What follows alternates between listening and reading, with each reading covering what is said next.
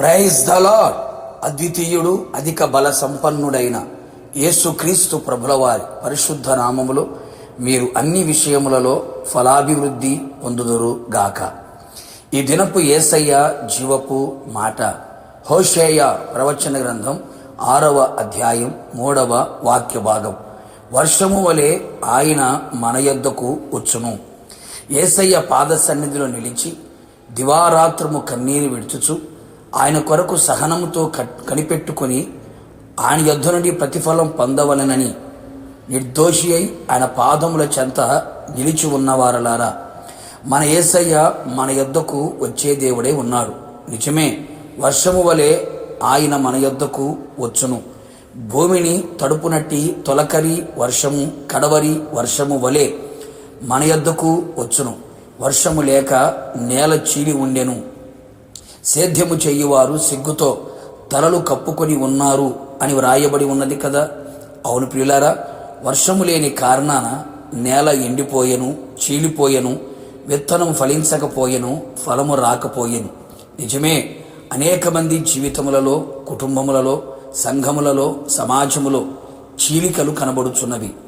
సంబంధాలు కోల్పోతున్నారు. ప్రేమానురాగాలు కరువయ్యాయి. అసమాధానం, అశాంతి ఏలుచున్నది. విడిపోయిన జీవితాలుగా మారిపోతున్నారు. సంతోషం, సమాధానం, ఆనందం, ఆరోగ్యం, ఆశీర్వాదం, ఐక్యత లేక సిగ్గుతో తలదించుకొని ఉన్నారు.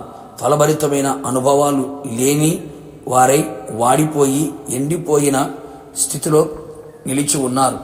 నిరాశ వలయాలలో కనబడుచున్నారు. ధూళి బూర్ది అయి పారునట్లు, మంటి బెడ్డలు ఒకదానితో ఒకటి అంటుకున్నట్లుగా ఆకాశపు కలశములోని వర్షమును కురిపించువాడు ఆయనే. వర్షము వలె వచ్చువాడు ఆయనే. నీకును నీ కుటుంబమునకును కలిగిన సమస్తమునకు క్షేమము కలుగునట్లుగా, సమాధానము కలుగునట్లుగా, ఐక్యత కలిగిన వారిగా చేయునట్లుగా, ఫలములు ఆత్మ ఫలము ఫలించున్నట్లుగా ఆయన వర్షముగా వచ్చి నీ జీవితములో, సంఘములో, సమాజములో చేయును.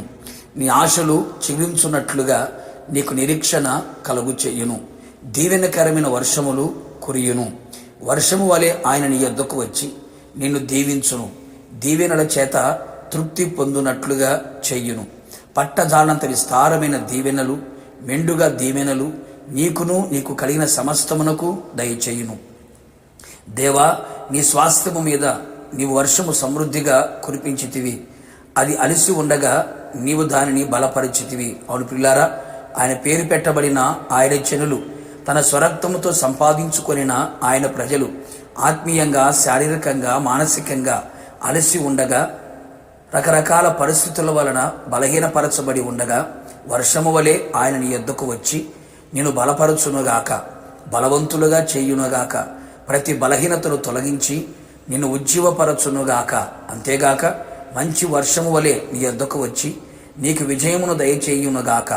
ఏ పరిస్థితులలో ఓడిపోయి గెలుపు లేక అపజయాలతో నిండుకొని ఉన్నావో, ఇక నీకు విజయము కలుగునట్లుగా, అత్యధికమైన విజయం, గొప్ప విజయము కలిగి విజయోత్సవములతో ఊరేగించబడినట్లుగా నా దేవుడు చెయ్యునుగాక. ఆయన రాకడ కొరకు మనందరినీ కూడా సిద్ధపరచును గాక. ప్రార్థన. కృపాసత్య సంపూర్ణమైన మా ప్రియ పరలోకపు తండ్రి, నీ పరిశుద్ధమైన పాదములకి స్తుతి స్తోత్రములు చెల్లించుచు ఉన్నాం. వర్షము వలె మీరు మా యొద్దకు దిగవచ్చే దేవుడిగా ప్రత్యక్షమైనందుకే మీకు స్తోత్రాలు. అవును తండ్రి, మీ ప్రజల మీద దీవెనకరమైన వర్షములు కురియునట్లుగా దీవెనలతో ప్రతి హృదయమును తృప్తిపరచమని ప్రార్థన చేయుచు ఉన్నాం. శాపము, దరిద్రత, కొరత, లేమి, కొదువ లేకుండా సమస్తము దీవెనకరముగా మార్చబడినట్లుగా కృపదయ చేయండి. అలసిపోయిన మీ ప్రజల మీద వర్షము వలె మీరు దిగువచ్చి ప్రతి ఒక్కరిని బలపరచండి, బలహీనతలు తొలగించండి, ఉజ్జీవపరిచి నూతనపరచమని ప్రార్థించుచు ఉన్నాం. అలాగే జయము లేక అపజయాల మధ్యలో ఉన్న వారి జీవితాల్లో మీరే వర్షం వలె దిగువచ్చి జయమును కలుగు చేసి మీ నామాన్ని ఘనపరచుకొని మహిమ పొందమని మీకు అప్పగించుకుంటూ యేసు నామములో అడిగి పొందుకున్నాము తండ్రి, ఆమెన్.